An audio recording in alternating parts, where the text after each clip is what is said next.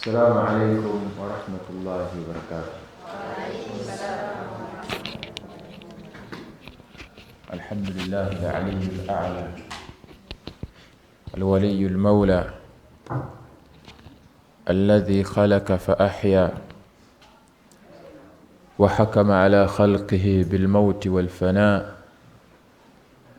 والبعث إلى دار الجزاء لتجزى كل نفس بما تسعى، ثم الصلاة والسلام على رسوله الأمين أبا قاسم المصطفى صلوات الله ربي وسلامه عليه وعلى آله الأخيار وعلى أصحابه العظماء ومن سار على نهجه واهتدى بهداه إلى يوم سنقوم أمام رب العزة والجلال. قال الله تبارك وتعالى في كتابه الكريم: يا أيها الذين آمنوا اتقوا الله حق تقاته ولا تموتن إلا وأنتم مسلمون.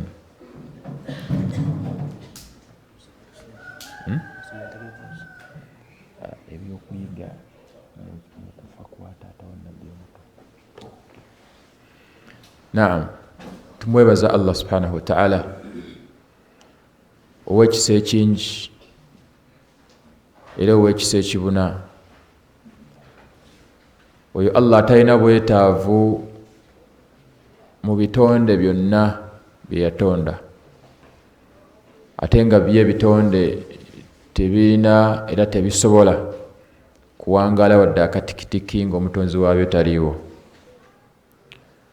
Tumwebaza Allah subhanahu wa ta'ala olw'ekyengero eky'obusiraamu n'ekyengero eky'obulamu. Tumusaba Allah subhanahu wa ta'ala asse okusaasa n'emirembe ku mubaka we w'ekitiibwa Muhammad sallallahu alayhi wasallam n'ab'enjuye abaamubudaabudanga mu kaseera akazibu, ne basahaba be Allah be yamulondera abalungi abaamuyamba ku kutuukiriza obuvunaanyizibwa Allah subhanahu wa ta'ala bwe yamutikka. Era njagala kukakasa nti obuvunaanyizibwa Allah subhanahu wa ta'ala bwe yatikka omubaka waffe sallallahu alayhi wasallam yabutuukiriza, ne Allah yamutuma n'akonamu stamp nti otuukiriza. Allah yagamba nti alyawma akmaltu lakum dinakum wa atmamtu alaykum ni'mati wa raditu lakum al-islaama diina. Mweyo aya mulimu obujulizi obulaga nti Allah subhanahu wa ta'ala yakonamu stamp nti obubaka bwe yatuma omubaka Muhammad sallallahu alayhi wasallam yabutuukiriza. Nekibeera nga kyasigala gye tuli okubeera nti tumugoberera luta ku luta tulyoke tuyingire ejjana. Bwe tunaamwegaana ne tumujeemera ne tutamugoberera, Allah subhanahu wa ta'ala agenda kutubonereza. Ab'ebitiibwa abalungi, ku lunaku olw'enkomerero Allah subhanahu wa ta'ala agenda kutwawulamu ebibinja bisatu. Wano ku nsi we tuli mu kumusinza Allah subhanahu wa ta'ala yatwawulamu ebibinja bitaano. Ku lunaku lwe tugenda okusinkana Allah subhanahu wa ta'ala tugenda kwawulwamu ebibinja bisatu. Ogenda kubeera mu kibinja ki? Allah yagamba ti wa kuntum azwajan thalatha fa ashabu almaymanati ma ashabu almaymana wa ashabu almash'amati ma ashabu almash'ama والسابقون السابقون أولئك المقربون في جنات النعيم ثلة من الأولين وقليل من الآخرين. الله سبحانه وتعالى تجزى مسورة الواقعة آية كفا كيوم سانف paka ku 16 ensonga eyo. Allah yagamba nti wa kuntum azwajan thalatha, kunaku lw'enkomerero mugenda kubawulamu ebibinja bisatu, mugenda kubeera mu bibinja bisatu. Kibinja ekisooka ashabu almaimanati, abantu b'oku mukono ogwa ddyo.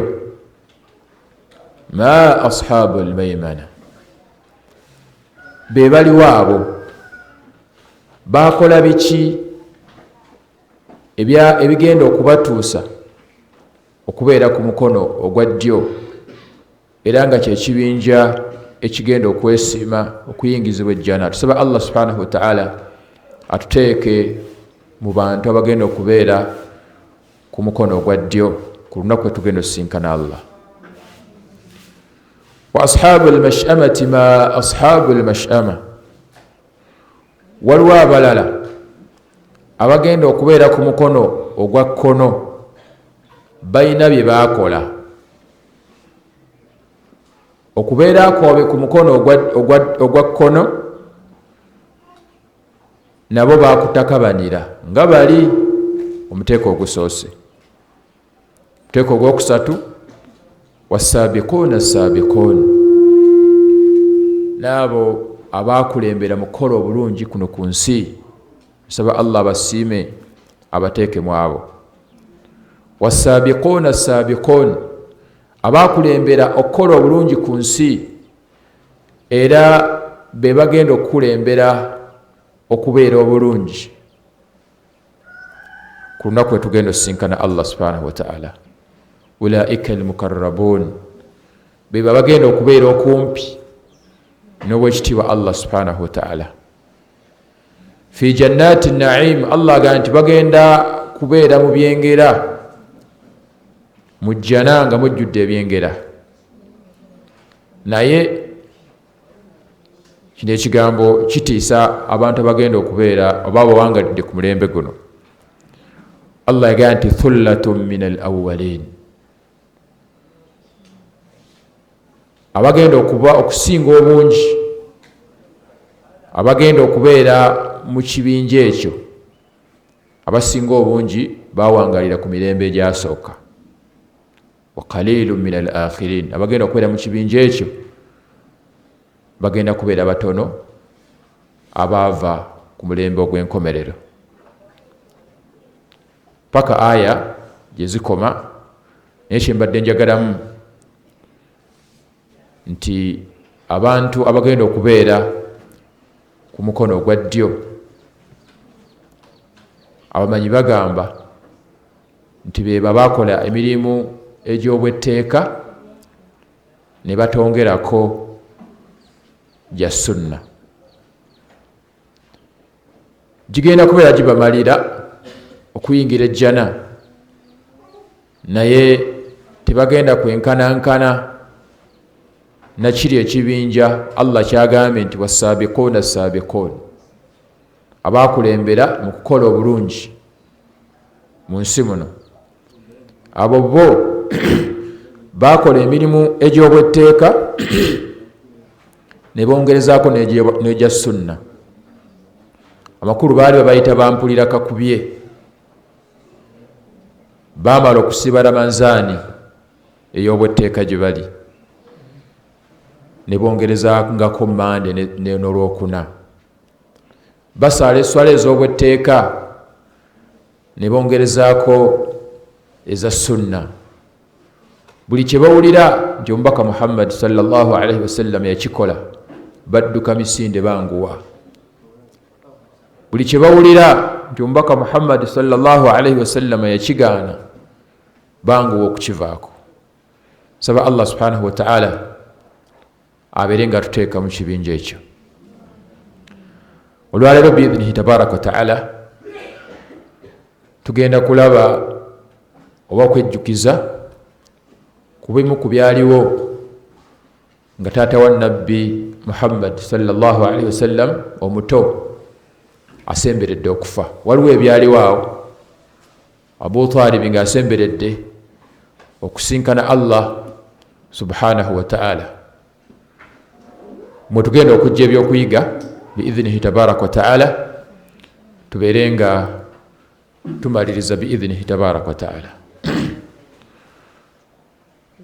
Tabi'i ayitibwa tabi'i omuntu eyalaba ku basahaba, ate basahaba beba balaba ku mbaka Muhammad sallallahu alaihi wasallam ne bamukkiriza era ne bafa nga bali ku ekyo.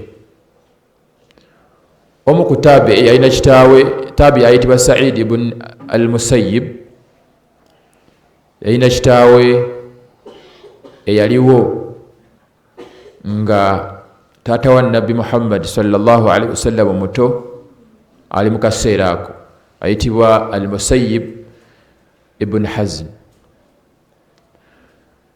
Ebigambo bino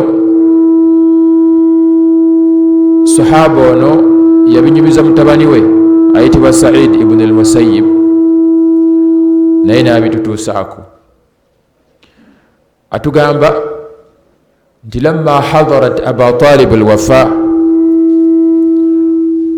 wekwamala okutuuka ku taata wa Nabbi omuto okufa ayitibwa Aba Talib oba Abu Talib, jaahu Rasulullahi sallallahu alaihi wasallam, omubaka wa Allah okusaasa n'emirembe gibeere ku ye yagenda gyali, mbeera yakumulambulako nakubeerako byamugamba.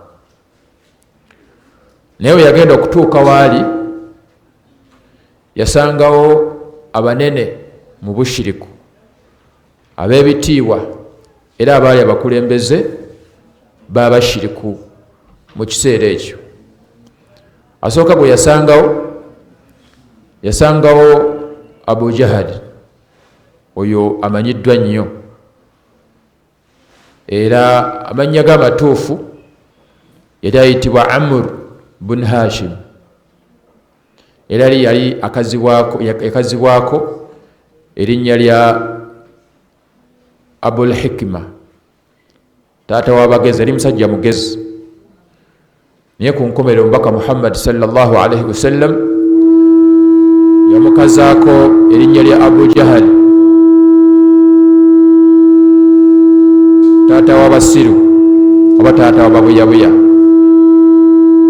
ku lw'obuyitirivu bw'okuwakanya n'okukola ekisoboka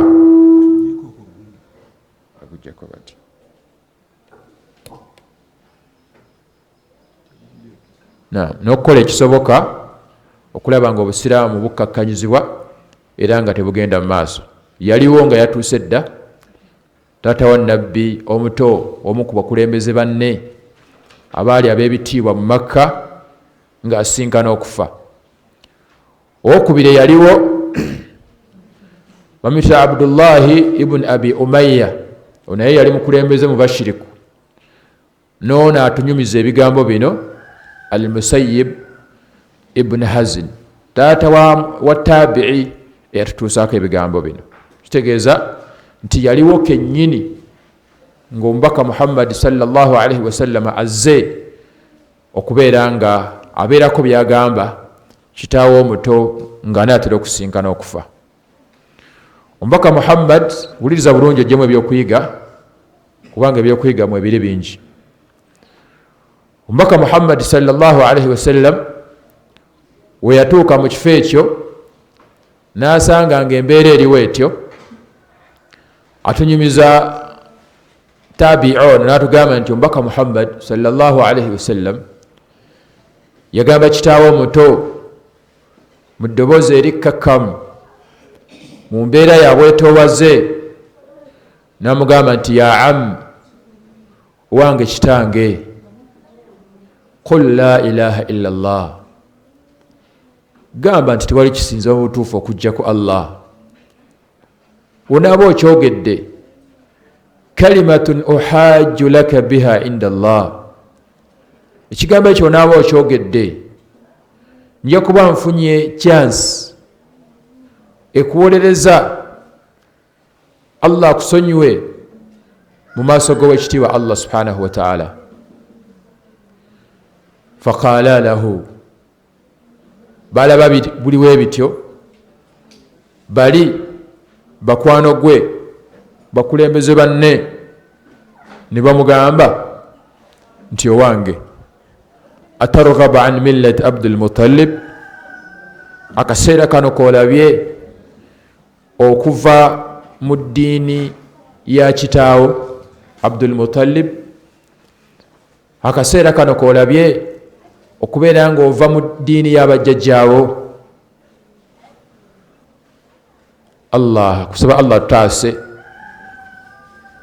obubi w'akaseera ako, era tuwe emikwano emirungi ekigenda okutubeera ku lusegere mu kaseera ako. Fa'aada alayhi nabi sallallahu alayhi wasallam, omubaka Muhammad sallallahu alayhi wasallam teyakoma kuddingana kitaawe ku lw'obulumi bwe yamulinako n'ekisa kye yamulinako n'okwagala kwe yalina gy'ali, ng'ayagala afe ng'asiramuse. Era yalafuubana, yagezaako nga bw'asobola. Bwe yamuddingananga nga ne bali bamuddingana, bwe yamugamba nti kkiriza ekigambo la ilaha illa Allah kyogere osiramuke, nga ne bali bamujjukiza nti eddiini ya kitaawo giwangaliddeko ebbanga ddene, enkola ya jjajjaawo tosobola givaako mu kaseera kano. Era fakana akhiru ma qaala, nekibeera nga yasalawo ku nkomerero n'agamba nti huwa ala millati Abdul Muttalib, sisobola kuva mu ddiini ya jjajjange, sisobola kuva mu ddiini ya kitange. N'abeera nga kyeyasembayo okugamba mu bigambo nga natera osisinkana Allah, n'agamba nti mukkirize, mugezezzaako naye kanfiire ku ddiini ya kitange. Wa aba an yaqulu la ilaha illa Allah, n'abeera nga yajeema n'agaana okugamba oba okukkiriza obusiraamu, n'afa nga si musiraamu. We yali yakafa, mawulire ne gayitingana mu Makka nti afudde, omubaka Muhammad sallallahu alayhi wasallam naye gamutuukako n'ayogera ebigambo bino. Faqala nabi sallallahu alayhi wasallam, n'agamba omubaka wa Allah okusasa n'emirembe bibeere ku ye nti la astaghfiranna lak ma lam unha anka, kitange wadde ofudde nga tosiramuse, naye ndayira nti ŋŋenda sigala nga nkusabira ebbanga Allah lyanaamala nga tannaŋŋaana. Ayinza okuba yali asuubira nti Allah subhanahu wa ta'ala ayinza okumugaana, naye n'agamba nti ebbanga lyanaamala nga Allah tannamugaana, agenda kusigala asabira kitaawe Allah subhanahu wa ta'ala abeere nga amusonyiwa. Yali tannakijja mu kamwa, fa anzala Allahu tabaraka wa ta'ala, Allah subhanahu wa ta'ala nassa aya esangibwa mu suratu Tawba, aya ya 10:13. Allah nga amugamba nti ma kana linnabiy walladhina amanu an yastaghfiru lilmushrikin walau kanu uli qurba min ba'di ma tabayyana lahum annahum ashabul jahim. Allah nassa aya nga amugaana kye yeeyamye okubeera ng'akola, n'amugamba nti tekigwana eri nabbi walladhina amanu, era tekigwana eri abakkiriza an yastaghfiru lilmushrikin, okukeera ku makya mbu bawanika emikono waggulu, mbu basaba Allah subhanahu wa ta'ala asabe asonyiwe abo bonna abafudde nga si basiraamu. Tekigwana. Allah yatugaana, yagaana omubaka we Muhammad sallallahu alayhi wasallam, era n'agaana n'abakkiriza newankubadde uli qurba, bakulusegero nnyo. Yinza okuba maamawo nga yafudde si musiraamu, yinza okuba taatawo, ayinza okuba sengaawo, ayinza okuba mugandawo, ayinza okuba omuntu yenna ow'okulusegerero. Kasita afa nga si musiraamu, enkolaganayo wakati wo naye eba eweddewo. Tolina kuddayo kumusabira, tolina kuddayo kusaba Allah subhanahu wa ta'ala abeereko kyamukolera ekirungi oluvannyuma lw'okufuna obukakafu nti annahum min ashabi ljahim, nti Allah yasalawo dda wakati waabwe nti agenda kubayingiza omuliro. Era Allah subhanahu wa ta'ala nassa aya endala oluvannyuma lw'eyo esangibwa mu suratul Qasas aya ya 56 ng'ajjukiza omubaka Muhammad sallallahu alaihi wasallam ng'amugamba nti innaka la tahdi man ahbabta, siggwe aluŋŋamya oyo gw'oba oyagadde, walakin Allah yahdi man yasha, wabula Allah subhanahu wa ta'ala aluŋŋamya gw'aba yagadde. Kubanga yalabanga omubaka we Muhammad sallallahu alaihi wasallam agezezzaako ekisoboka ajjeyo n'ag'engulu taata we omuto abeere ng'asiramuka. Ekyo nno kye kimu ku biraga nti eddiini eyo terina nannyini waayo okuggyako Allah subhanahu wa ta'ala. Ffe ge twagala aluŋŋame nga Allah subhanahu wa ta'ala yasazeewo aleme kuluŋŋama, ekya Allah kye kiyitamu. Ffe ge twagala abule ate nga Allah subhanahu wa ta'ala yasazeewo abeere ng'aluŋŋama, ekya Allah subhanahu wa ta'ala kye kiyitamu. Statement yagigamba omubaka Muhammad sallallahu alaihi wasallam namugamba nti innaka la tahdi man ahbabta, siggwe aluŋŋamya oyo gw'oba oyagadde newankubadde wa ku lusegerero, walakin Allah yahdi man yasha, wabula Allah subhanahu wa ta'ala yaluŋŋamya oyo gw'aba yagadde. Wa huwa a'lam bil muhtadin, era Allah subhanahu wa ta'ala yamanya abali ku buluŋŋamu, yamanya abali ku kituufu, era Allah subhanahu wa ta'ala yamanya abagenda okuluŋŋama, era yamanya abagenda okufa nga bali ku buluŋŋamu. Tusaba Allah subhanahu wa ta'ala atuteeke mu baluŋŋamu era atuteeke mu bagenda okufa nga tulina obuluŋŋamu. Ekyafaayo ekyo tugenda kujjamu ebyokuyiga biidhnihi tabaraka wa ta'ala, tubeere nga tumaliriza. Ekyokuyiga ekisooka nkimanyi naawe olina ebyokuyiga byojjeemu, naye tugende ne bino biidhnihi tabaraka wa ta'ala. Ekyokuyiga ekisooka, tukkirizibwa okulambula abalwadde abasemberedde okufa wadde tebannasemberera kufa, basiraamu oba si basiraamu. Ekyo tukiraba tutya? Tukiraba nti omubaka Muhammad sallallahu alaihi wasallam yagenda n'alambula kitaawe ataali musiraamu. Obujulizi we buli oba kiraga nti tukkirizibwa okubalambula. Naye ensonga zino bbiri nkulu. Bwe tuba tugenza okulambula abatali basiraamu, tetukkirizibwa kugendayo okuggyako ng'ensonga enkulu etututteyo kubagamba basiramuke. Woba tosobole kukyogera nga tojja kusobola kugamba maamawo omushiriku nti siramuka maama, va mu kufuuwa emmindi, va mu kwesiba yirizi, va mu kusinza lubaale, nga tosobole kukimugamba, atagenzeeyo yasinga.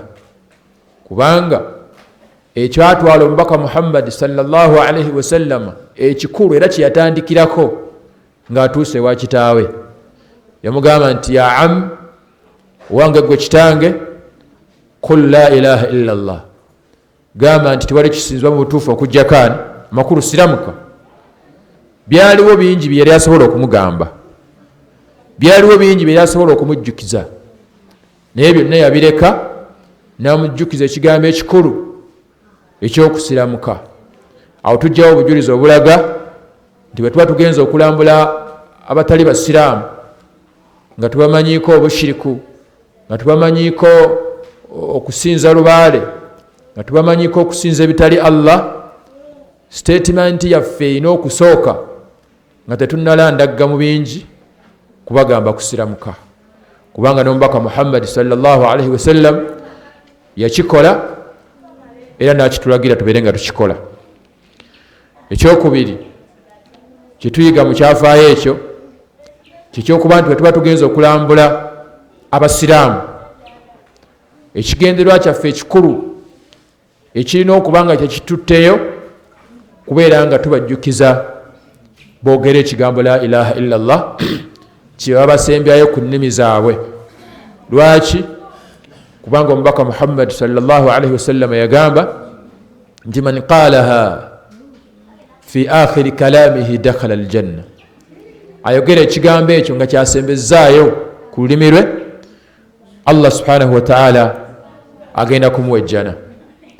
Era kyova olaba omubaka Muhammad sallallahu alaihi wasallam yatukubiriza n'atugamba nti lakkinu mawtaakum bila ilaha illa Allah, abantu bammwe abasemberedde okufa mubajjukize ekigambo la ilaha illa Allah, bakyogere bakisembyeyo, oba oli awo Allah subhanahu wa ta'ala abateeke mubagenda okuyingira ejjana.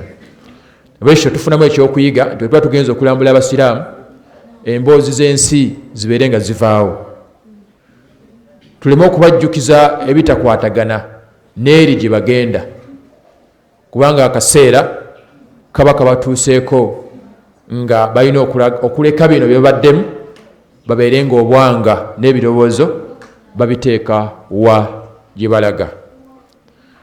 Ekyokuyiga ekyokubiri, omusiraamu yandibadde mwenkanya, yandibadde wa mpisa, yandibadde kyakulabirako ekirungi eri abatali basiraamu. Tufunayo ekyokuyiga ekyo. Mujjukire nti wekitiibwa Allah subhanahu wa ta'ala teyatugaana kukolagana n'abatali basiraamu mu mbeera eza bulijjo, mu mbeera z'obusuubuzi, mu mbeera z'ebyensoma, mu mbeera z'obujjanjabi n'embeera ez'okungulu. Allah teyatugaana kukolagana nabo. Yatugamba Allah subhanahu wa ta'ala nti la yanhaakum ani alladhina lam yuqatilukum fi ddin wa lam yukhrijukum min diyarikum an tabarruhum wa tuqsitu ilayhim inna Allaha yuhibbu almuqsitin.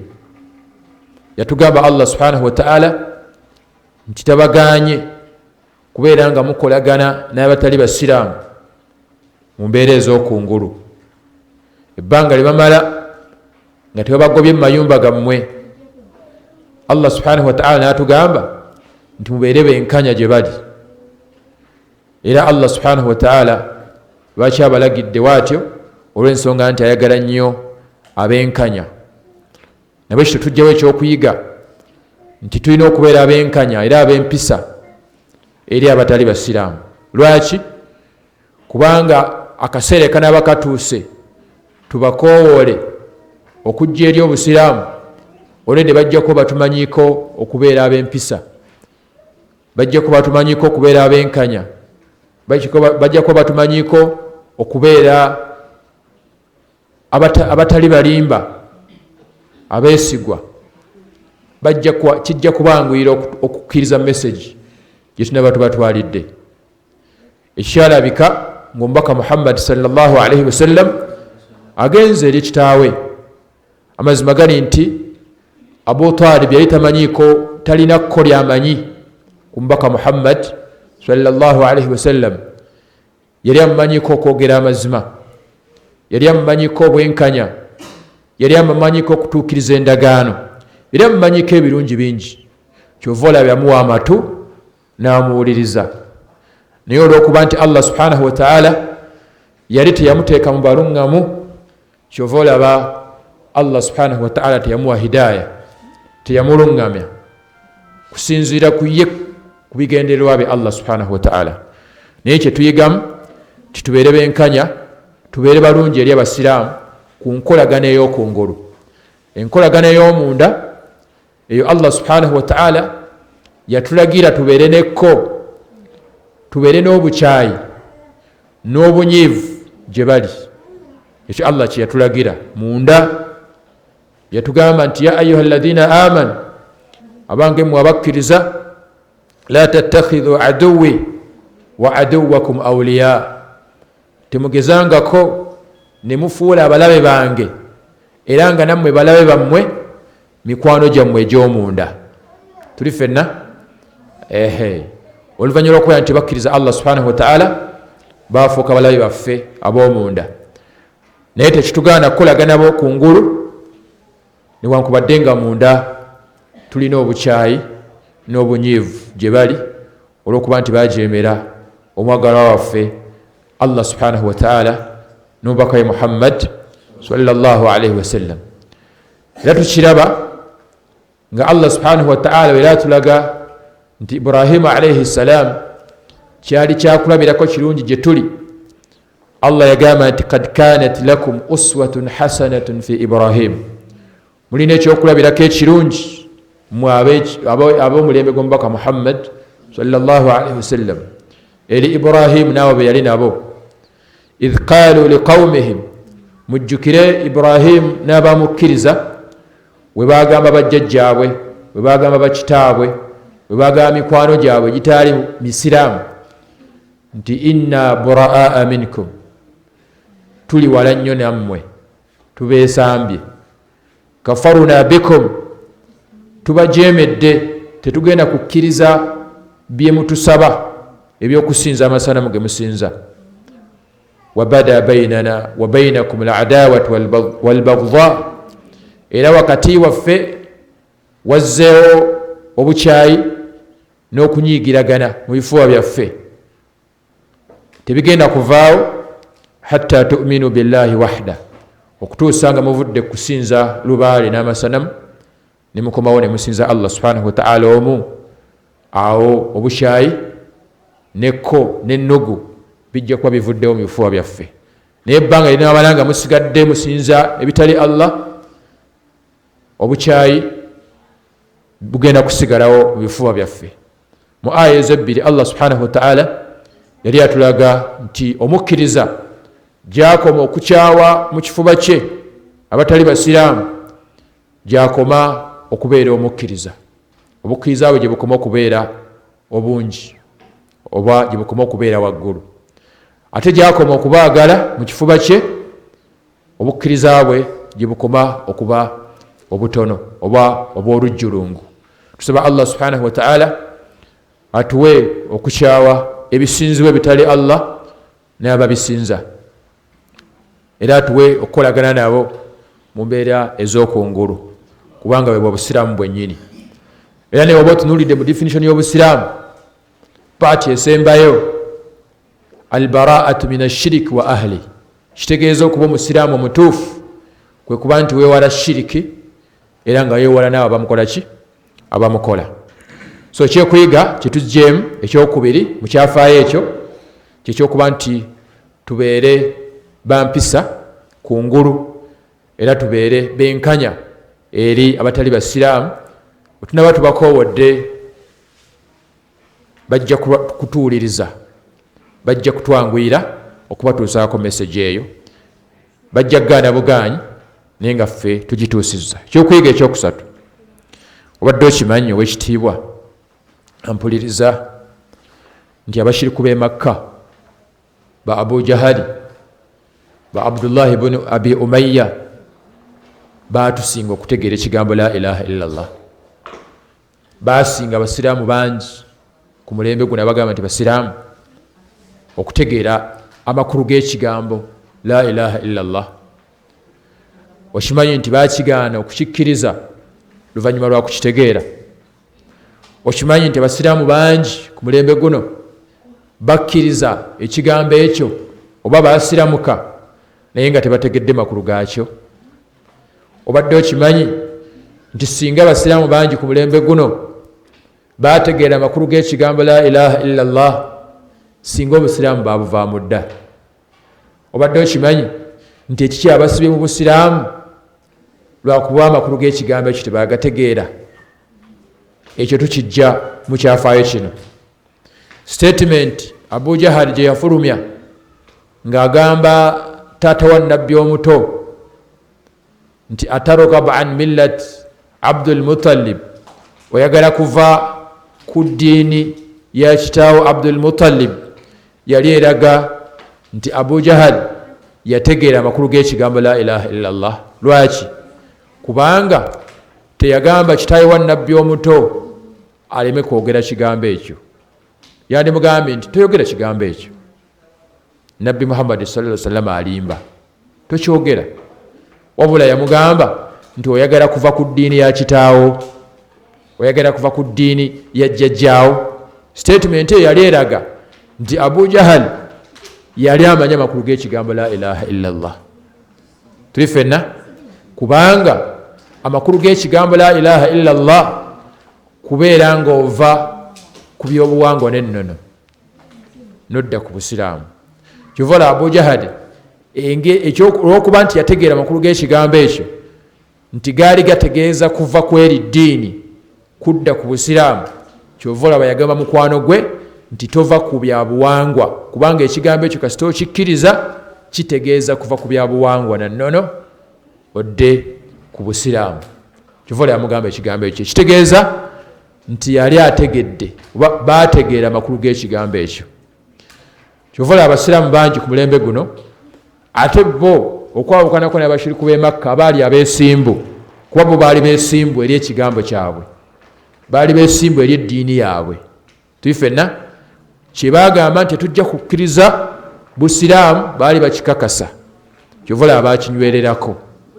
Kyova olaba era abannanfuusi abagamba nti baakikkiriza ate nga tebaakikkiriza e Makka tebaaliyo, baalabika nabbi amaze kusenguka kuva Makka kugenda Madiina, awo ne balyoka balabika. Naye baali bakyali Madiina. E Makka waliwo ebibinja bibiri, waliwo abaagaana obusiraamu ne bagamba tujja kukkiriza, tetulirede kuva ku bye twasangako bajjajjaffe ne bakitaffe, ne babeera nga bye baasigalako ne bagaana okukkiriza obusiraamu. Waliwo n'abaabukkiriza ne babeera nga baava ku ebyo bye baasangako bakitaabwe ne bannyaabwe ne bajjajjaabwe. Kati awo tufunamu ekyokuyiga nti amazima gali nti baategeera ekigambo la ilaha illallah okusinga ffe abagamba nti tuli basiraamu ku mulembe guno. Mbakubiriza nga nange sejjeemu nga mbajjukiza nti ekikulu si kwogera kigambo la ilaha illallah, si ekisinga okuba ekikulu, wadde nga kikulu. Ekisinga okuba ekikulu ge makulu agali mu kigambo ekyo. Amakulu agali mu kigambo la ilaha illallah kye kisinga okuba ekikulu, era kasita ogategeera woonaaba okyogedde kijja kubeera kya mugaso gy'oli. Naye ne wonaakyogera nga amakulu g'ekigambo ekyo togategedde, ekigambo ekyo tekisobola kubeera kya mugaso gy'oli. Singa ekikulu kyali kyakwogera kigambo ekyo, abantu bangi bandibadde basiraamu, n'abannanfuusi bandibadde basiraamu, kubanga bakyogeranga ku nnimi zaabwe. Naye olw'okuba nti si kyekikulu, kyova olaba abaafa si basiraamu era baali bayitibwa bannanfuusi, newankubadde baali nga bakyogera, kubanga ekikulu mu kigambo ekyo ge makulu agakirimu, okuggyawo byonna ebisinzibwa ebitali Allah, n'okunywezaawo nti Allah subhanahu wa ta'ala yasinzibwa mu butuufu. Kyova olaba newoba okebedde mu bukwakkulizo obutuukisisa ekigambo ekyo tosobola kusangamu kakukyogera. Obukwakkulizo omusanvu obulina okubeerawo omuntu afuuka omusiraamu ak'okukyogera tekaliimu. Lwaki? Kubanga okukyogera si kikulu. Ekisinga okuba ekikulu kwe kubeera nti okyogera naye nga n'amakulu gaakyo ogategeera era ng'ogakolerako.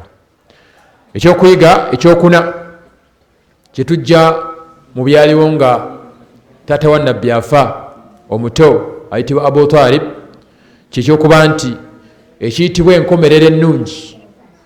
Salaamu alaikum wa rahmatullahi wa barakatuh. Ekiyitibwa enkomerero ennungi kwe kufa nga oli musiraamu, yenkomerero ennungi.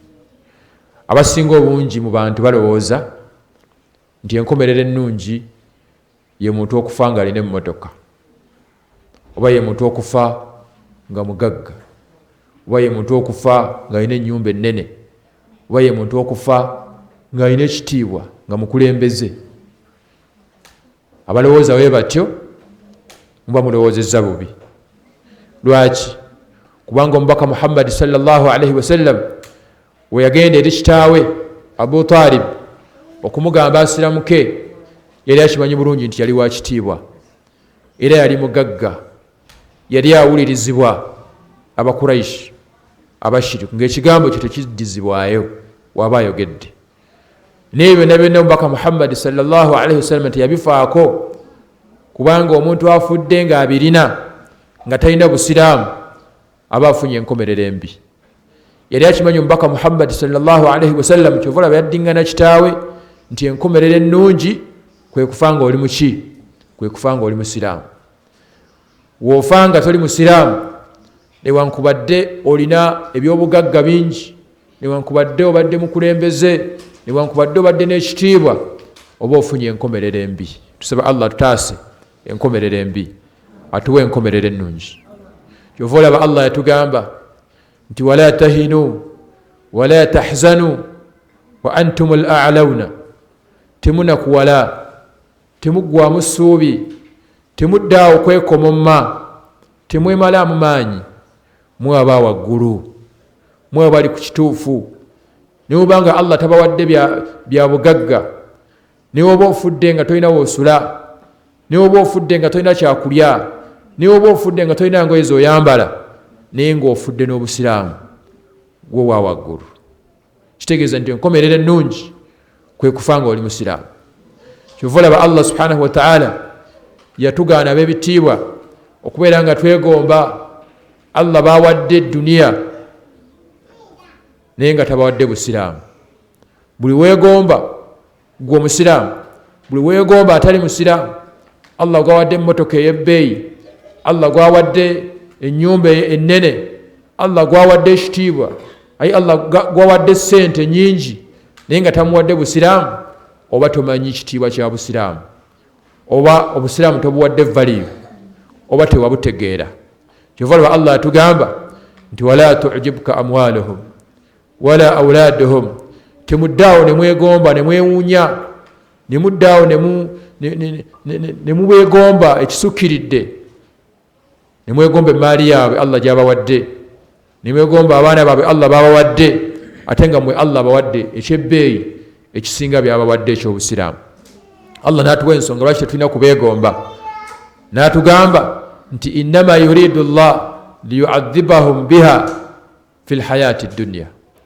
Allah abawadde ebyo ebyokwewunda by'ensi ng'ayagala kubabonereza nabyo nga bakyali balamu. Watazhaku anfusuhum wahum kafirun, era agenda okubajjamu emyoyo gyabwe nga tebasiramuse abayingize omuliro. Kati weegomba otya omuntu ng'ekikyamuganya okuyingira omuliro lwakuba tannafa, ate nga gwe kyagwanya okuyingira ejjana naye lwakuba tonnafa? Amaanyi ogajjawa agamwegomba? Kyova olaba Allah atuganye okubeegomba. Yatugamba Allah subhanahu wa ta'ala nti man lakiya Allah la tushriku bihi shay'a dakhala aljanna. Anasinkana Allah yatulaga enkizo ya tawhid n'obubi oba n'akabenje akali mu kugatta ku Allah subhanahu wa ta'ala n'ebintu ebirala.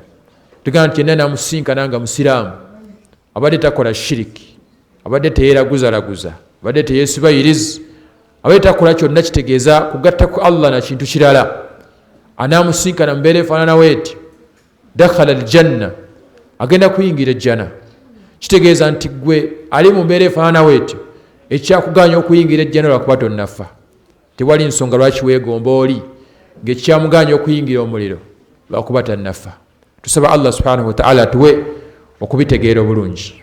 Yatugamba omubaka Muhammad sallallahu alaihi wasallam nti la yadkhulu aljanna illa nafsun muslima, teri agenda kuyingira mu jjana.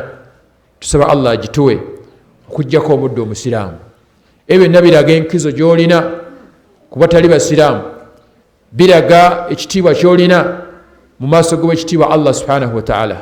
Naye lwakuba basinga mu ffe tetukimanyi nti tuli babbeeyi, tetukimanyi nti tuli bawaggulu, ebbanga lyamala nga Allah subhanahu wa ta'ala akyatuwadde ekyengero eky'obusiraamu.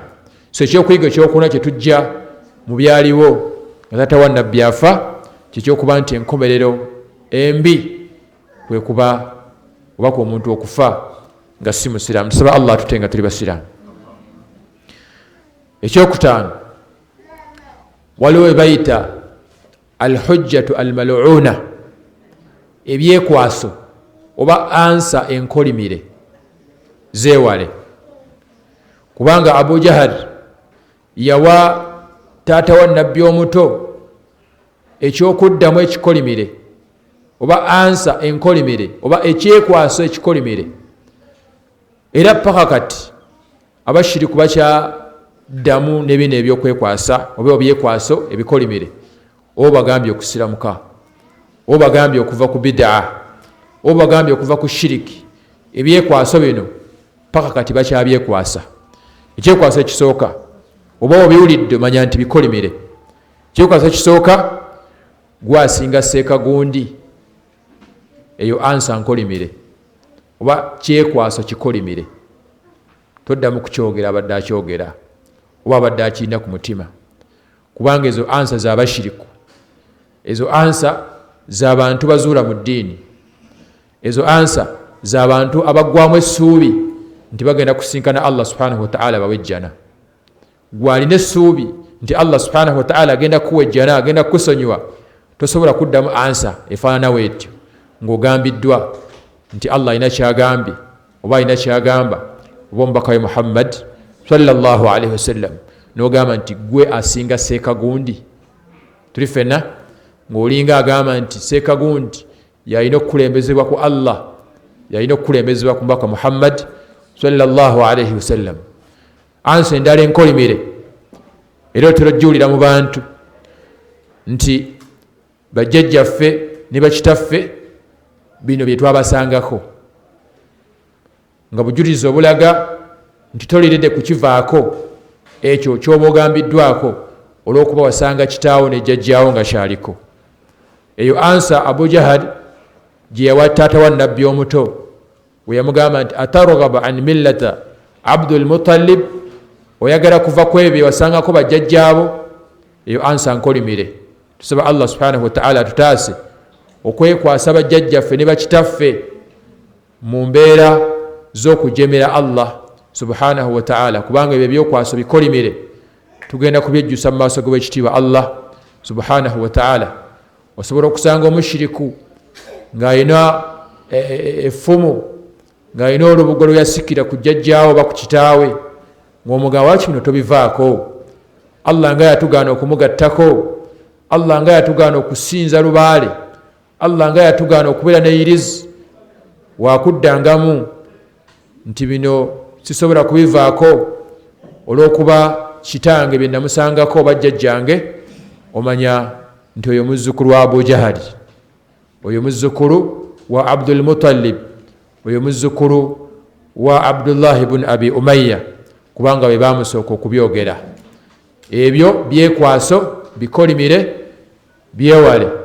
Kyova olaba Allah yagamba nti wa idha qila lahum ittabi'u ma anzala Allah, obagamba nti lwaki temugoberera bino ebivudde eri Allah n'omubaka we Muhammad sallallahu alaihi wasallam, bakuddamu ne bakugamba nti qaalu, bagamba bal alfayna wa idha qila lahum ittabi'u ma anzala Allah qaalu bal nattabi'u ma alfayna alayhi abaana, tetujja kukkiriza kyotugamba wabula bino bye twasangako bakitaffe ne bajjajjaffe bitumalira, tetugenda kubivaako. Eyo ansa nkolimire mugyewale, kubanga teriimu kalungi. Abatera okubyogera beebo abakutukawo n'essuubi nti Allah subhanahu wa ta'ala agenda kubawa ejjana. Bakimanyi bulungi nti Allah subhanahu wa ta'ala agenda kubayingiza omuliro. Tusaba Allah subhanahu wa ta'ala aleme tuteeka mu bantu bafaana we batyo. Ekirala, obusiraamu bwatusanga n'ebyaffe, ekyo nakyo, eyo nayo ansa nkolimire, gyewale obadde ogikozesa, kubanga kyekwasa oba ansa abashiriku gye batera okukola ki, okuwa obanga obakowodde okukkiriza Allah subhanahu wa ta'ala oba omubaka Muhammadi sallallahu alaihi wasallam. Bakugamba nti obusiraamu bwatusanga n'ebyaffe, nga kiraga nti balina kukulembeza byabwe ku ebyo Allah subhanahu wa ta'ala byabaleetedde. Tuli fenna kyova olaba Sheikh Muhammad ibn Abdul Wahhab mu kitabo kye ekiyitibwa kitaabu tawhid yassaamu omulamwa oba omulyango ogugamba nti man ataa al ulama wal umara, yenna agondera abakulu b'ebika oba kitaabe oba jjajjaabe tuli ffenna fi taharimu ma ahalla Allah nga abagondera mu kuziiza ebyo Allah subhanahu wa ta'ala byeyakkiriza oba okukkiriza ebyo Allah subhanahu wa ta'ala byeyalagira fakad ittakadhahum arbaba min dunillah oba fudde bakatonda abo oba fudde bakatonda ng'olesewo Allah subhanahu wa ta'ala. Allah subhanahu wa ta'ala yatuziiza mu aya esanga suratu Tawba aya ya 3 aga nti ittakhadhu akhbarahum wa ruhbanahum arbaba min dunillah. Eri atugana Allah subhanahu wa ta'ala okubeera nga tufuula bakabona n'abakulembeze mu ffe ne bajjajjaffe ne bakitaffe, era atugana okubafuula bakatonda baffe. Tulekewo Allah subhanahu wa ta'ala mu mbeera y'okubagondera mu ebyo Allah bye yaziiza, ate mu mbeera y'okutukkiriza ebyo Allah subhanahu wa ta'ala ate ebyo bye yatugaana. So mu mbeera efaanana bwetyo ebyekwaso ebyo oba ansa ezifaanana kuba ezityo tugaanibwa okubeera nga tuzikozesa wadde okubeera n'enzikiriza yonna muzo, kubanga byekwaso bikolimire era byekwaso Allah subhanahu wa ta'ala byeyagoba mu kusaasira kwe. Ekikulu kuba na nniya nnungi, ekyo ng'akyogera ali mu kukola bwenzi, ekyo ng'akyogera ali mugenda mu masabo, ekyo ng'akyogera nga yeesubye irizi, nti ekikulu kubeera na nniya ki nungi. Batera okubyogera mujja biwulira oba mubadde mubiwulira oba mwabiwulirako. Oli agenda okukola obwenzi nsinze nina enniya ennungi, njagala nfune omwana musomese Kulaani afuuke seeka. Tuli ffenna. Oba oli agenze mu ssabo mukyala mbu agenda kuloga bbaawe amwagale, ekyo si kibi. Nina ekigendera kirungi kyakuloga bbaawe nga njagale, simuloze afe oba akola atya, wabula ekigendera kyange kiki kirungi. Ab'ebitiibwa enniya ennungi terongoosa mulimu mubi. Tuli ffenna. Omulimu omubi gusigala mubi ne waaba nga ani agukoze, newankubadde ogukodedde mu kifo ekirungi. Tuli ffenna. Ojja n'okolera obwenzi muzikiti, tetugamba nti obwenzi bufuuse halaali olw'okuba obukoledde muzikiti. Busigala bwenzi newankubadde nga obukoledde mu kifo ekituufu.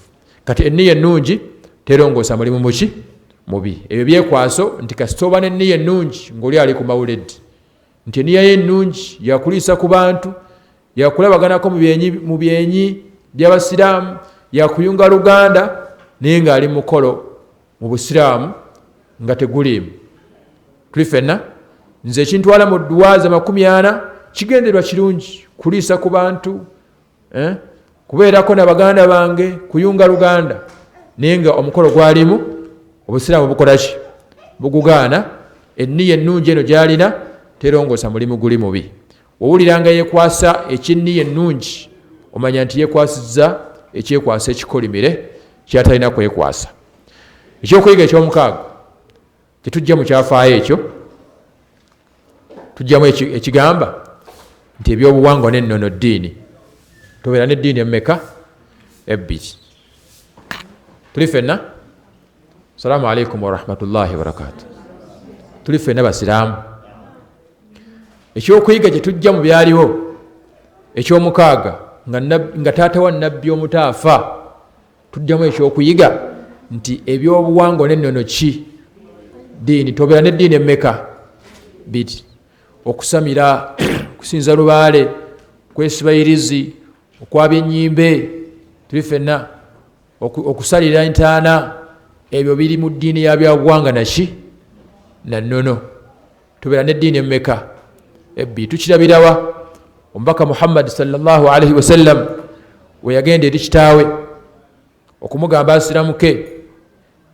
Abu Jahali yamuddamu n'amugamba nti atarghab an millata Abdul Muttalib, oyagala kuva ku ddiini ya kitaawe Abdul Muttalib? Tuli ffenna.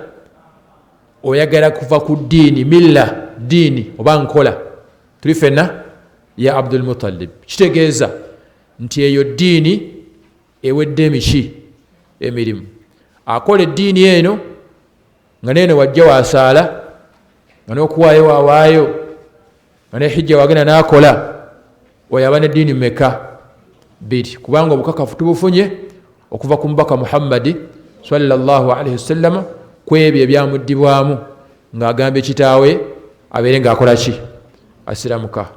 Bangi balina eddiini 2 naye nga tebamanyi nti balina eddiini meka 2. Woyabya oyumbe nojja ne muzikiti oba okoze ebyomuddiini eri ate nga n'ebyeno obikoze eki ate nga Allah akwagaza eddiini etya. Era abo bafaana we batyo either baba babuusabuusa mu butuufu bw'obusiraamu oba tebabeera basiraamu ate nga ebyo bibiri bikugisa mu buki mu busiraamu. Okubeera n'okubuusabuusa mu butuufu bw'obusiraamu kikugisa mu busiraamu. Tuli ffenna kati abafaana we batyo either babeera balina okubuusabuusa mu butuufu bw'obusiraamu kyekibakozesa eddiini eri ate ne bakola n'eno, oba baba tebamanyi nti eri ddiini nti n'eno ki ddiini, oba babeera bamanyi naye nga bawakanya bannanfuusi. Tuli ffenna kubanga Allah yagamba nti wa idha laku alladhina amanu, akamu kuwolabira abannanfuusi bwe baba basinkanye basiraamu bannaabwe qalu amanna, bagamba baki basiraamu. Bwe baba bazze mizikiti bagamba basiraamu. Wa idha khalaw ila shayatinihim, ate bwe baddayo eri mu bakulu b'ebika byabwe, bwe baddayo eri mu bakitaabwe ne mu bajjajjaabwe bagamba nti eri gye tubadde mizikiti tubadde tubakwenyakwenya bukwenyikwenyi naye ekituufu tuli nammwe. Balina eddiini meka 2. Kyova olaba bayitibwa baki bannanfuusi. Twafunye ekyengera ebbanga amabegakaawo Ssaabasajja Kabaka tuli ffenna yalina statement gyeyafulumizza, simanyi oba bagiwulidde. Atera okufulumya statement nga omwaka guno atera okuggwako. Tuli ffenna naye yafulumiza statement ekakasa kino kyetwogerako nti kituufu. Yagambye nti akaseera katuuse okubeerako ne byetukyusa mu nkola y'ebyobuwangwa n'ennono ebitakwatagana na mulembe gwe tulimu. Tuli ffenna akaseera katuuse okubeerako ne byetukyusa mu byobuwangwa byaffe n'ennono ebitatuukagana na mulembe gwe tukola ki gwe tulimu. Mulimu ebyokuyiga 2 mu statement eyo oba ogyetegereza bulungi. Ekyokuyiga ekisooka yabadde ategeeza nti ebyobuwangwa n'ennono ddiini. Tuli ffenna. Ekyokubiri yabadde ategeeza nti ye mukulembeze ow'oku ntikko ow'eddiini eyo kubanga yalina obuyinza obukyusa. Eyo statement yabadde tesobola fulumizibwa Katikkiro wadde omukulu w'ekika wadde ani yenna mu setting eyo. Tuli ffenna ye kennyini yabadde alina ogikola ki ogifulumya nti akaseera katuuse tubeereko ne byetukyusa mu byobuwangwa byaffe n'ennono ebitakwatagana mulembe. Kitegeeza yalina obuyinza obwenkomeredde okubeerako ne byakyusa mu ddiini ye.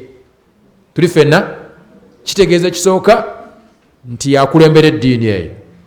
Tuli ffenna era yalina obuyinza, kyova olaba yalina obuyinza obusobola okukyusaamu mu ekyo kyaba alabye ye nga tekikwatagana na mulembe. Tuli ffenna awo kyatulaze kyatuwadde amaanyi agagamba nti ebyobuwangwa n'ennono ki ddiini, olw'ensonga nti erina abagikulembera, erina enzikiriza, erina n'ebifo we bakuŋŋaana okusinza ebitali Allah subhanahu wa ta'ala. Oba wetegereza statement ze bulungi, statement ze zibadde zikwatagana ekigambo kyaffe nti ebyobuwangwa n'ennono ki ddiini. Tuli ffenna. Barakallahu fiikum wa jazakumullahu khair. Ekyakuyiga tukijja mu kyafaayo ekyo. Ekyokuyiga ekirala okwekalakaasa kw'abashiriku kye tuyiga mu kyafaayo ekyo ebyaliwo ng'omubaka Muhammad sallallahu alaihi wasallam akyalidde ku kitaawe Abu Talib. tuligamu ekyokuyiga ekirala nti okwekalakasa kw'abashiriku kwava dda tekutandise kati. Tuli ffenna buli mushiriku omugambira ku shiriki we yeeka mwana akambuwala ajjayo enjala asobola okuvuma asobola okukkakanya asobola okugoba asobola okukuba asobola okusiba asobola okukola kyonna kyayinako obusobozi. Tuli ffenna okwekalakasa kwabwe tokutya oba okuwulidde. Tuli ffenna kwava dda si bwe basoose.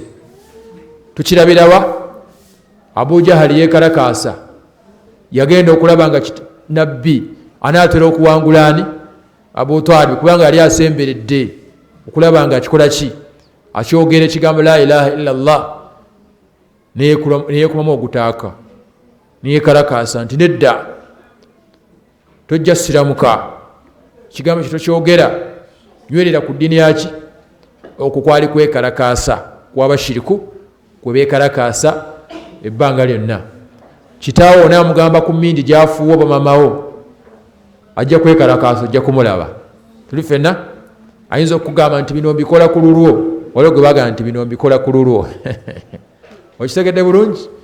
Ajja kuzaalukuka jaga mwana wange sinza akuzaala wemba nza akuzaala nvaako wemba nza akuzaala olina okugondera bino. Tuli ffenna okonna kwekalakasa kw'abaki w'abashiriku temukutyanga era temuggwangamu amaanyi.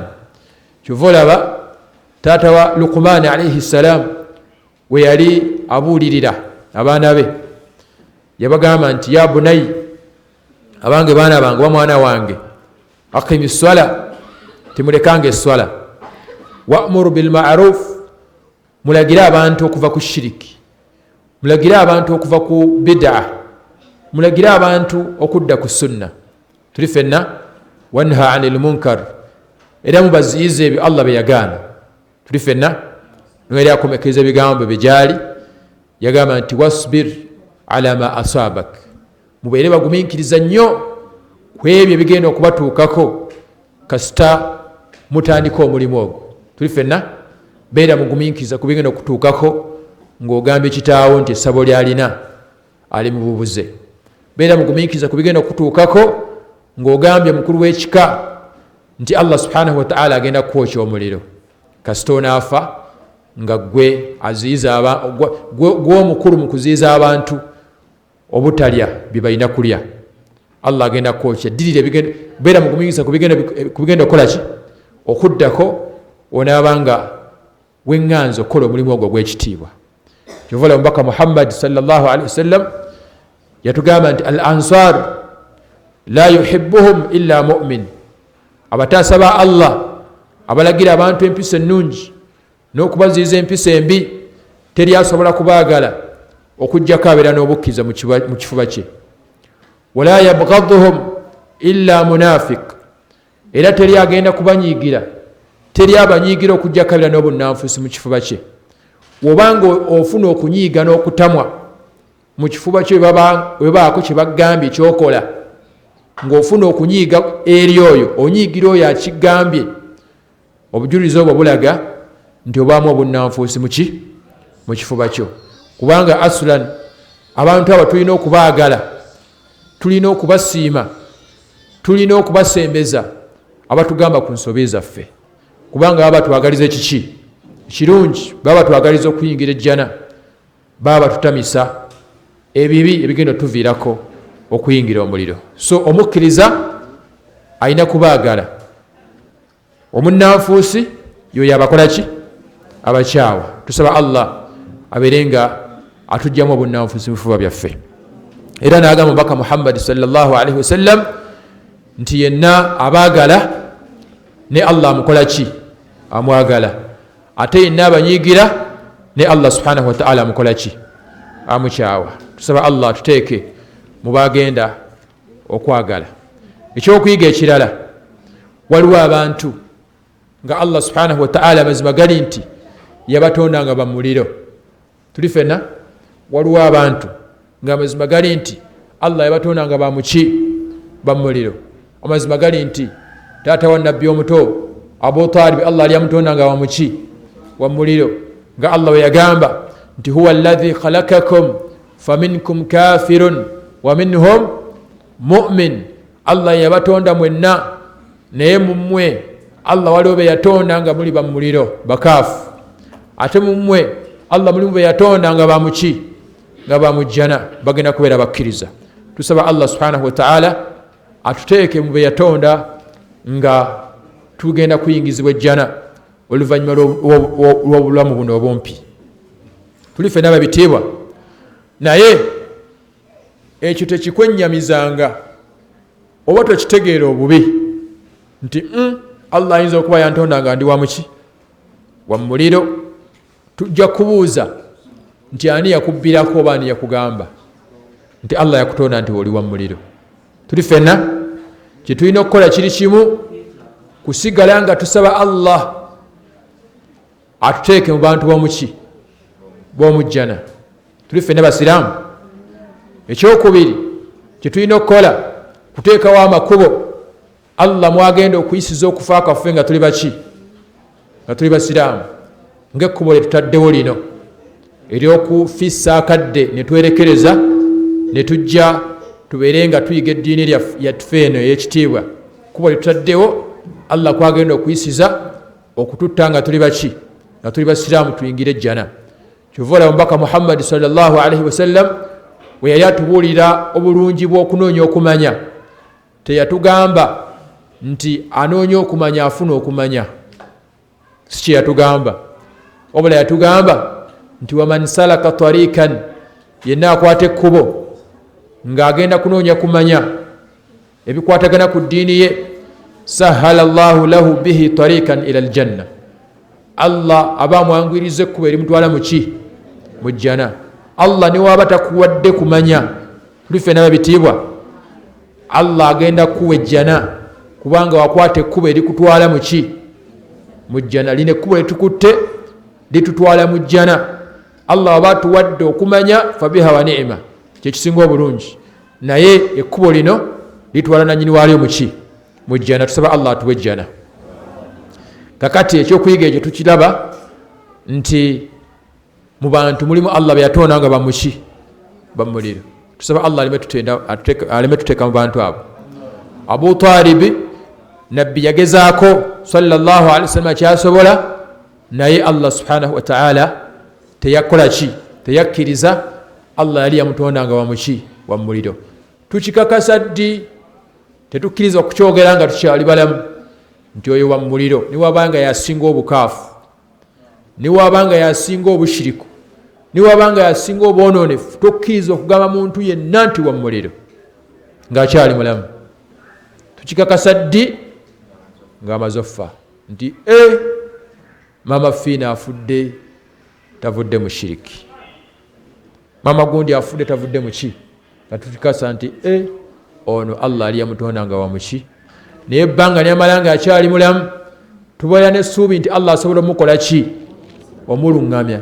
Ate naawe omusiraamu tobeera n'essuubi ne weeyigula nti nze kyaggwa kyakola ki, kyaggwa nze ndi wa mujjana. La, eyo sinzikiza yaffe ba ahli sunna wal jamaa. Tukkiriza nti emyoyo gyaffe giri mikono gyani, gya Allah subhanahu wa ta'ala, yukallibuha ma yasha. Allah agikyusa nga wabakoze eki, nga waba yagadde. Osobola okukeesa ku makya nga webukedde ng'oli musiraamu ne bugenda okuziba nga obusiraamu wabukoze eki, obuvuddemu dda. Kyova olaba abalongoofu abaatusooka, abalongoofu abaatukola ki, abaatusooka beeraliikiriranga nnyo okukomekkereza obulamu buno nga si basiraamu, newankubadde baali basaale mu kukkiriza Allah, newankubadde obukkiriza bwabwe bwali waggulu w'ekyokulabirako ekya Ibrahima alayhi salam. Allah yamugamba nti obukkiriza bwe bwali bwa umma namba, tuli ffenna, bwali waggulu. Yali mukwano gwa wakitiibwa Allah subhanahu wa ta'ala wa ku lusegere nfanfe, tuli ffenna. Naye raba edduwa gye yasaba Allah n'amugamba nti tawaffani musliman wa alhikni bisalihin omulezi waffe omulezi wange nkusaba onzite nga ndi muki nga ndi musiraamu era onsisinkanye n'abaki n'abasiraamu yalina okweraliikira mu kifuba kye nti akaseera kasobola okutuuka obusiraamu n'abukola ki n'abuvaamu n'afa nga si muki nga si musiraamu weekityo wekyali ku mubaka Muhammad sallallahu alaihi wasallam naye yayitirizanga nnyo ddiwa egamba nti Allahumma ya muqalliba alqulub thabbit qalbi ala dinik owange gwe omukyusakyusa w'emitima gy'abantu thabbit qalbi ala dinik nkusaba onywereza omutima gwange ku ki yalina obweraliikirivu nti naye asobola okusinkana Allah nga si muki nga si musiraamu kyova olaba Aisha yamubuuza n'amugamba nti ya Rasulallah owange gwe omubaka wa Allah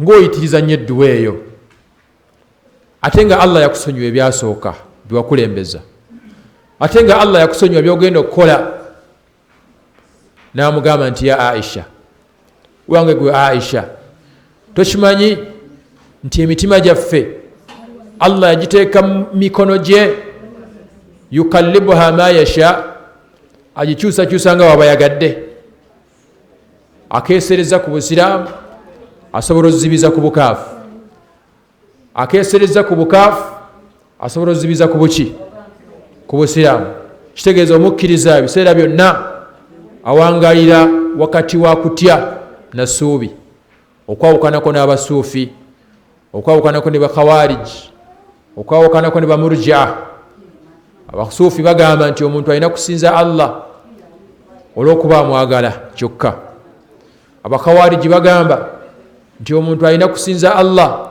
olw'okuba amutya kyokka abamurjia bagamba nti omuntu alina kusinza Allah olw'okuba alina essuubi kyokka kyovulaba ffe ba ahli sunna wal jamaa tukkiriza nti naishu baina tuwangalira tulina kusinza Allah wakati wa kutya era mu mbeera yemu nga tulina essuubi era mu mbeera yemu wakati mu kwagala ow'ekitiibwa Allah subhanahu wa ta'ala olwekyo mbakubiriza nga nange seefudde wanjawulo okuba nti ebbanga lyonna tufaayo nnyo ku kiki kye tugenda okusinkana nakyo ow'ekitiibwa Allah subhanahu wa ta'ala kijja kutuwa okubeera nti twenenya bwe tubaako bye tusobezza Allah kijja kubanga kituwa kubeera nga tuddako emabega ku ebyo bye tukola kubanga tuba tujja kutukimanyi nti Allah subhanahu wa ta'ala asobola okutukomekkereza ku ebyo ebitali bituufu ne tukomekkereza n'enkomerero embi tusaba Allah subhanahu wa ta'ala abeere nga atuwa enkomerero ennungi ekyokuyiga ekirala tulabye nti mu kyafaayo ekyo Allah subhanahu wa ta'ala yassa ku mubaka Muhammad sallallahu alaihi wasallam aya oluvannyuma lw'okweyama mu maaso g'ekitiibwa Allah nti agenda kusigala ng'asabira kitaawe omuki omuto ebbanga lyamala nga Allah tannamukola ki tannamugaana tufunawo ekyokuyigaawo nti tetukkirizibwa kusabira muntu afudde yenna nga si muki nga si musiraamu ebbanga lyamala nga tufuna obujulizi obulaga nti afudde nga si muki nga si musiraamu tokkirizibwa kuwanika mikono waggulu nti osaba Allah amukole ki amusonyiwe wookikola oba ojeemedde ow'ekitiibwa Allah subhanahu wa ta'ala n'omubaka Muhammadi sallallahu alaihi wasallam kubanga Allah yagamba ti inna alladhina kafaru wa matu wa hum kufaru ulaika alaihim la'natullah wal malaikatu wan nas ajma'in khalidina fiha abada Allah yagamba nti yenna awangalidde ku bukaafu naafa nga tasiramuse ulaika alaihim la'natullah aliko ekikolimo kyani kya Allah wal malaikatu wan nas ajma'in ne bamalayika n'abantu bonna basaba Allah abeere nga abagoba mu kusaasira kwe kimbadde njagalamu nti Allah yasalawo nti khalidina fiha abada tebagenda kuva muki mu muliro kati gwe oyimirira otya mu maaso g'ekitiibwa Allah ng'omusaba abajje mu muliro babasonyiwe, ate nga Allah yasalawo dda nti bamuki bamu muliro. Toba mwenkanya, obeera n'okubuusabuusa mu butuufu bw'obusiraamu, era obeera n'okubuusabuusa mu bukyamu bw'abatali baki bw'abasiraamu, era oba towadde Allah kitiibwa oba nga amuddamu, oba towadde mubaka Muhammad sallallahu alaihi wasallam kitiibwa, era oba nga amuddamu oba amuwabula oba amukorekitinga nti alina ensobi gye yagwamu, okutugamba nti yenna abafudde nga si musiraamu wa muliro. Tuli ffenna tetukkirizibwa kubeera nti tusaba Allah subhanahu wa ta'ala abeere nga asonyiwa abo ababa bafudde nga si basiraamu, kababeere nga bantu bakuluki bakulusegere. Lumu omubaka Muhammad sallallahu alaihi wasallam ajirwa sahaba namubuuza nti ya Rasulallah, wange gumubaka wa Allah, aina abi, taata wange aliwa? Taata we yali yafanga tasiramuse mushiriku. Tuli ffenna najja abuuza omubaka Muhammad sallallahu alaihi wasallam, taata wange ali mu muliro oba ali mu jjana?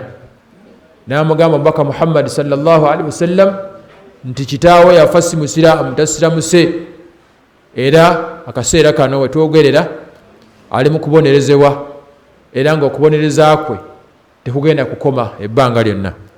Omusajja n'agenda nga yeekalakaasa nga tamatidde. Nabbi Muhammad sallallahu alaihi wasallam kyamugambye kwe kutumya bamuyite, ne bamuyita, n'amugamba nti abuuka wa abi fi nnaari, taatawo n'owange bali muki bali mu muliro, kubanga baafa si baki baafa si basiraamu. Tuli ffenna omusajja yagenda akkiriza era nga amatidde nti waba nga taata wa nabbi sallallahu alaihi wasallam ali mu muliro kubanga yafa tasiramuse, ate olwo owange. Tuli ffenna olwo nno nakkiriza n'atebenkera nti kitaawe amazima gali nti ali muki ali mu muliro. Nabekyo tufunamu ekyokuyiga nti newankubadde bantu baffe bakulusegere kasita bafa nga tebasiramuse, obudde bwabwe mu muliro tebagenda gukola ki kikkakatako okukikkiriza, newankubadde nga kiruma, newankubadde nga kinakuwaza, newankubadde nga kireeta ennaku ku mutima, kubanga abantu baffe bangi bafudde nga si basiraamu. Bamaama baffe amazima baafa si basiraamu abamu, abalala baafa bakitaffe baafa nga si basiraamu. Amazima gali nti kiruma okugamba nti maamawo taatawo ali muki muliro, naye olwokuba twakkiriza Allah n'omubaka we Muhammad sallallahu alaihi wasallam kitukakatako okukkiriza ekyo. Tuli ffenna kubanga Allah yatugamba nti inna ddiina inda Allahi al-Islam, eddiini ekkirizibwa entuufu eri mu maaso g'ekitiibwa Allah buki busiraamu. waman yabtaghi ghaira al-islaama diina, anaanoonya ekitali busiraamu kyonna n'akiwangalirako n'akifiirako, falan yuqbala minhu, tekigenda kukkirizibwa mu maaso g'ekitiibwa Allah, wa huwa fi l-akhirati min al-khasirin, era nanyini waakyo agenda kubeera mu kusiraana, mu kwejjusa, ng'okwejjusa tekukyagasa nanyini waako ku lunaku kwe tugenda osisinkana Allah subhanahu wa ta'ala. Ekyokuyiga ekirala ebitiibwa, ekyokuyiga ekirala, emiteeko gy'obulungamu giri ebiti. Emiteeko gy'obulungamu giri emeka? Giri ebiti.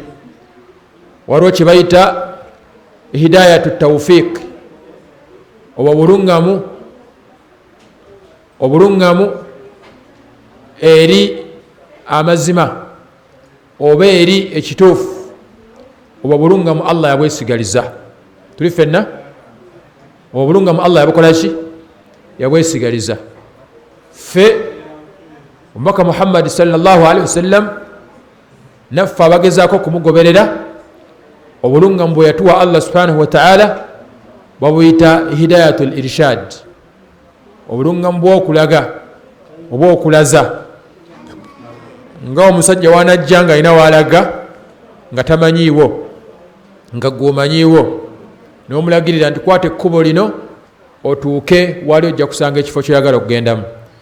Obwo obulungamu omubaka Muhammad sallallahu alaihi wasallam naffe abagoberezibwe bwe yatuwa wabula buli obw'okulungamya ey'ekituufu bwa Allah subhanahu wa ta'ala si ffe abalungamya ab'ebitiibwa Allah yakola ki yalungamya kyova olaba Allah yagamba ti innaka la tahdi man ahbabta ng'agamba omubaka Muhammad sallallahu alaihi wasallam oluvannyuma lw'okululunkana ennyo oluvannyuma lw'okwagala ennyo kitaawe akole ki asiramuke yamugamba nti innaka la tahdi man ahbabta si gwe alungamya oyo gwoba okoze eki gwoba oyagadde walakina allaha yahdi man yasha wabula Allah yalungamya gwaba akoze eki gwaba yagadde wahuwa alam bilmuhtadin era Allah yamanya abagenda okukola ki okulungama kati woba omaze okutuusa message eri oyo gwoyagala okugituusaako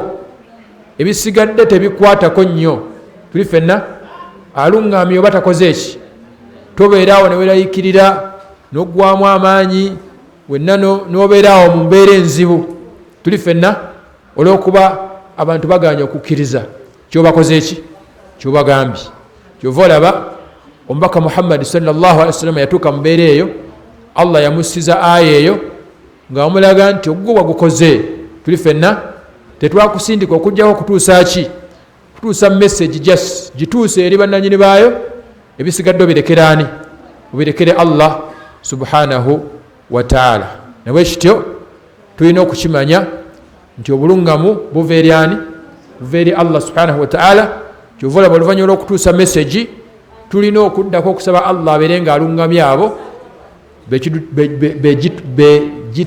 subhanallah betutuusizaako ki message tulina okusaba nnyo Allah balungamye babeere nga bakkiriza message tukoze eki naye si mulimu gwaffe okubakaka okubeera nga bakola ki kituufu tulina okubalemerako mu mbeera ya kujjukiza kubanga okujjukiza kugasa nanyini waako tuli fenna tulina okubajjukiza era tufunamu ekyokuyiga ekirala mu kyafaayo ekyo nti tulina okubalemerako bannanyini bubuze tulina okulemera ku bakitaffe abali mu shiriki tuli fenna tulina okubalemerako tetulina kubabeera wala nnyo tulina okubajjukiza ebbanga lyonna kubanga n'omubaka Muhammadi sallallahu alaihi wasallam yabeera nga alemera ku kitaawe paka ku ssaawa esembayo teyaggwamu ssuubi newankubadde yali amukoowodde ebbanga ddene tuli fenna naye nga kyaganya okukola ki naye paka ku ssaawa esembayo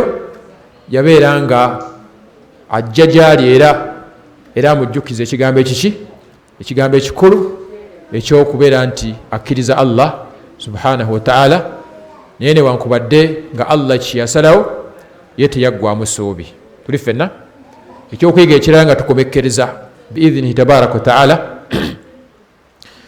amazima gali nti nabbi yayogera mazima weyagamba nti man aasha ala shay'in mata alayhi nabbi yayogera mazima weyagamba nti omuntu kyawangaliddeko kyakola ki kyafiirako amazima gali nti taata wa nabbi omuto obulamu bwe bwonna yabubala asinza masanamu era kwe yafiira tuli fenna gano mawulire gannaku eri yenna akyalemedde ku shiriki tuli fenna eri yenna akyalemedde ku bid'a eri yenna akyalemedde ku mazambi amanene n'amatono mawulire gannaku nti ekyo kyowangalizaako obulamu bwo Allah si mulyazaamaanya kwagenda okuttira man aisha ala shay'in mata alayhi kyowangalizaako obulamu bwo n'ebiseera ebisinga okuba ebingi kwogenda okukola ki kufiira ogenda kufa nga olina iriza eyo gyeweesibye kubanga omaze ebbanga ddene ng'ogikoza ki ogenda kufa ng'emmindi gy'ofuwa ekuli mu kamwa obanga wootera okugitereka weeri tuli fenna kubanga owangadde ogikola ki ogenda kuwangaala kyowangaliddeko kyonna ogenda kufa ng'otwalibwa nti obadde oyabya ennyimbe n'okwalula abalongo kubanga obadde ojja ozikola ki ozaabya. Tuli ffenna ogenda kufiira mu mawuledi oba mu ddwezi 40 kubanga obadde obuki genda kuba nkomerero mbi kubanga Allah si mulyaza amaanya kyowangalizaako obulamu bwo kwakola ki wakuttira naddala ekiri mundaawo. Tuli ffenna kyova olaba tewewuunyanga omusajja afiiridde mu ssabo naye nga mubadde musaala naye tomwewuunya.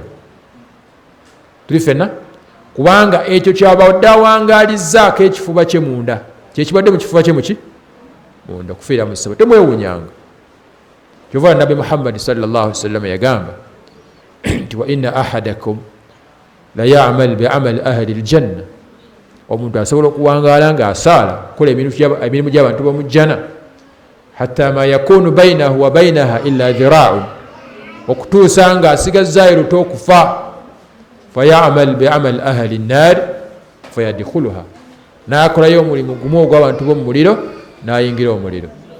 Tebakulimba nti omuntu asobola okuwangaala munda nga munna tawhidi ng'akola emirimu gy'abasiraamu gy'abanna tawhidi n'afiira ku shiriki, kubanga mundaawe abadde yakkiriza Allah era abadde awangaala nga muki nga ne kungulu kyekiriko. Tuli ffenna era Allah kwagenda omukola ki oyo gw'olabye afiiridde ku bushiriku, gw'olabye afiiridde mu bid'a, kiba kitegeeza mu kifuba kye mwali mwajjula ebyo byakoze ki byafiiri. Kitegeeza tuba tulongoosa, tulina kusooka kulongoosa mitima gyaffe munda oba oliawo nga tunatandika kulongoosa bifaananyi byaffe byakuki byakungulu, kubanga ekiri munda Allah subhanahu wa ta'ala kwagenda okubeera nga tukola ki nga tuttira.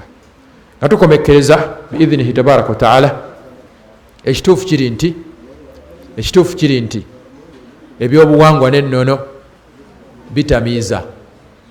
Tuli ffenna kasita obiyingirira ogenda okufuuka omutamiivu gye biri ng'anywedde omwenge naye nga takoze eki byatamiiza taata wa nabbi omuto we yabiyingira ne bimuyingira mu mutwe gwe, ne bimuyingira mu magumba ge, ne bimubuna omubiri gwonna.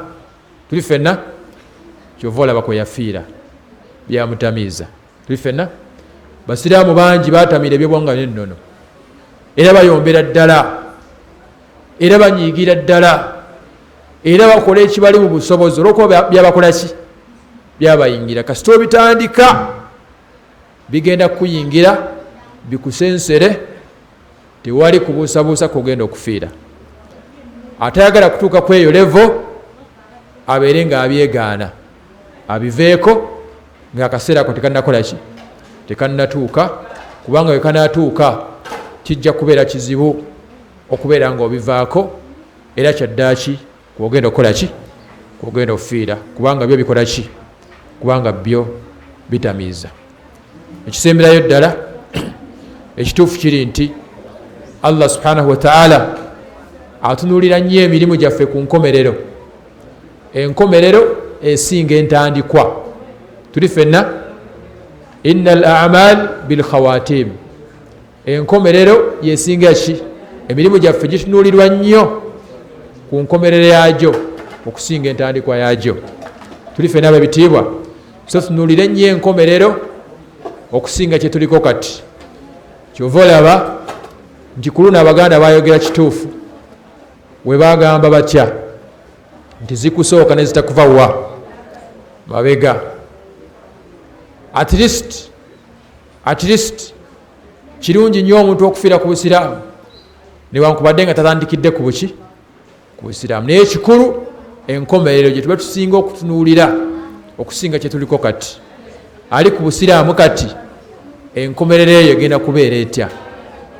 Beera ng'oteekawo amakubo agenda okusinziirwako Allah okubeera nga akuwa enkomerero ennungi, kubanga kye kisinga okuba ekikulu. Tusaba Allah subhanahu wa ta'ala atugase n'ebigambo ebyo. Tumusaba Allah subhanahu wa ta'ala abeere nga atuwa enkomerero ennungi, aleme tuteeka mu abo be yakolimira kuno ku nsi, aleme tuteeka mu abo be yakolimira nga bamaze okufa, atuteekemu abo abagenda okwesiima oluvannyuma lw'okusinkana Allah subhanahu wa ta'ala innahu waliyu dhalik walqadiru alayhi. barakallahu fikum jazakumullahu khair fi dunya wal akhirah. Assalamu alaykum wa rahmatullahi wa barakatuh. Wa alaykum assalam.